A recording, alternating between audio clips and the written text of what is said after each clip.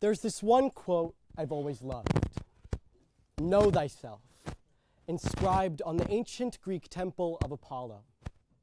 Socrates himself took it as the starting point of wisdom, meaning self-examination and understanding one's ignorance. But to an 8-year-old, utterly fascinated with history, I took it a little differently. To me, know thyself meant understanding your soul, your passion. And I knew mine. I was a performer, specifically an actor. I first discovered the art of theater when I was 4 years old, and I felt immediately seen in a way that I never had before. For some brief information about me as a kid, I did not care for sports. Really, I hated them. For some reason, I was much happier choreographing dances to songs than chasing a ball around. If I ever felt out of place at school, I would think about going home, picturing myself at the studio, which soon became my most favorite place to be. Acting changed everything for me. I found community and purpose. My most potent memories occurred on a stage. At 10 years old, I played Olaf in Frozen.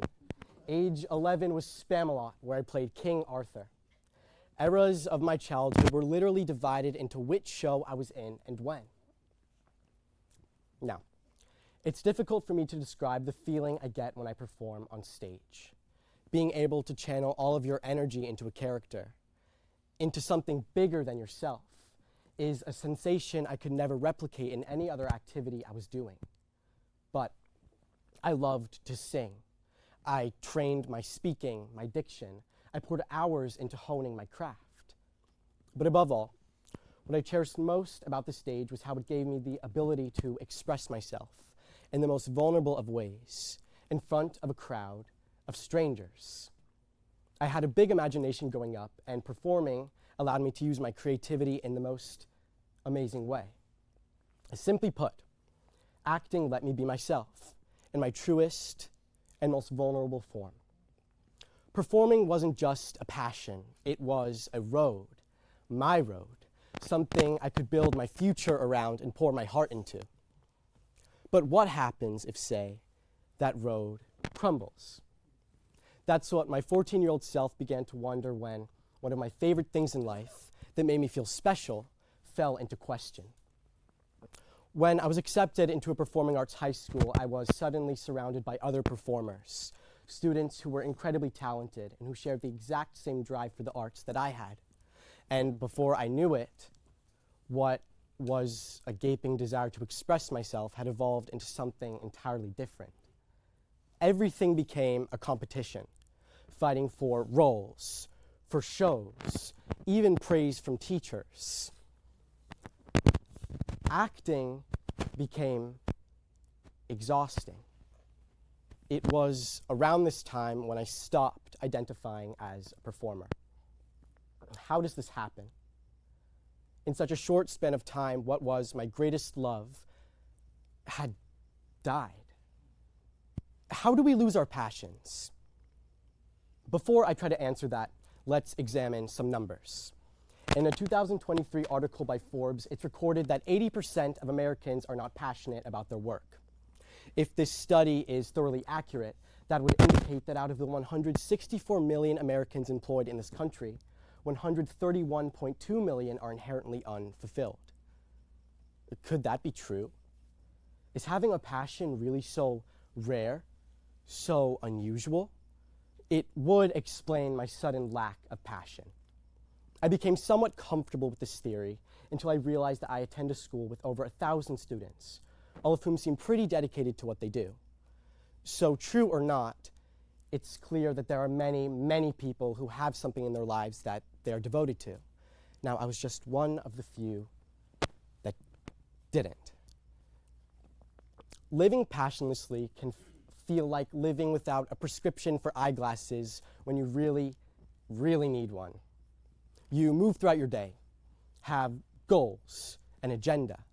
Life can have meaning, but if you've ever spoken to someone who wears glasses and asked them what it was like the first time they put them on, they might describe a transformative sensation of seeing the world in a clear light, filled with colors they've never seen and sights they've never fully understood. The difference is incomparable, and it's the very same with having a passion. Now, I knew I wasn't going to be an actor, but I still had within me a gaping desire to express myself, to use my voice, preferably in front of an audience. So I decided to try channeling that energy toward public speaking. After taking advice from a friend, I auditioned for my school's Model UN team, and I was accepted. I was more than excited to have an outlet to devote myself to. So I got busy, pouring my time into practice and becoming increasingly involved and aware on global conflicts. Before my first Model UN competition, or conference as we call it, I felt afraid. Throughout my childhood, I'd performed more times than I could count, so why was this time any different? Instead of harboring on that notion, I decided that I was going to try not being afraid. And it felt so good to be out there, expressing myself and pouring my heart out and speaking about issues that I truly cared about. And I even won an award. Everyone has a voice, and I was lucky enough to have found mine at such a young age, but for years that voice was dormant and unused. But I felt passion, and it was in something I would have never imagined myself doing. How do our passions grow? Do we even get more than one?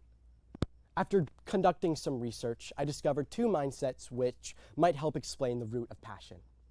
The first is called the fit mindset, which explains that our passions are intuitive to us, often drawn by a spark. The second is called the develop mindset, which states that human beings can become passionate about their jobs, line of work, or activities over time. Depending on which notion you are particularly drawn to, it's clear that there is a scientific component behind what makes a passion. Performing was my spark, which led me to the conclusion that the fit mindset was more applicable to me. But I stopped performing. I gave up on my dream of future working in the arts, but over time became passionate about something else entirely different. So which mindset is the best one? It depends. This year, I played a new character. After being convinced by my voice and diction teacher to audition for my school's production of The Curious Incident of the Dog in the Nighttime, I was cast in the leading role of Christopher. For some brief information about this part, Christopher is a 15-year-old boy from the UK who is extremely passionate, highly intelligent, and kind. He dreams about a future exploring outer space, and yet his entire community ignores his potential. But instead of allowing himself to throw away his goals, he stays true to himself, refusing to allow the words of others to impact his dreams. This experience meant the world to me. But what I didn't necessarily expect was the reception I would receive from others. After every show, strangers would approach me, telling me that my acting meant something to them, that they had a Christopher in their life, and that my work on stage had impacted them in some way. I received a tremendous amount of love and support from my friends and family, and I even received some praise from my acting teachers. This felt overwhelming, exciting, strange. For so long, I told myself that I wasn't good enough, that I wasn't a talented enough actor, that I didn't belong in the program I was in. But the funny thing is that it doesn't matter whether or not I'm good enough. And why is it taking me having this amazing experience to have this spark of realization? Sure, praise is great, but it shouldn't determine the amount of value I place on the things that I do.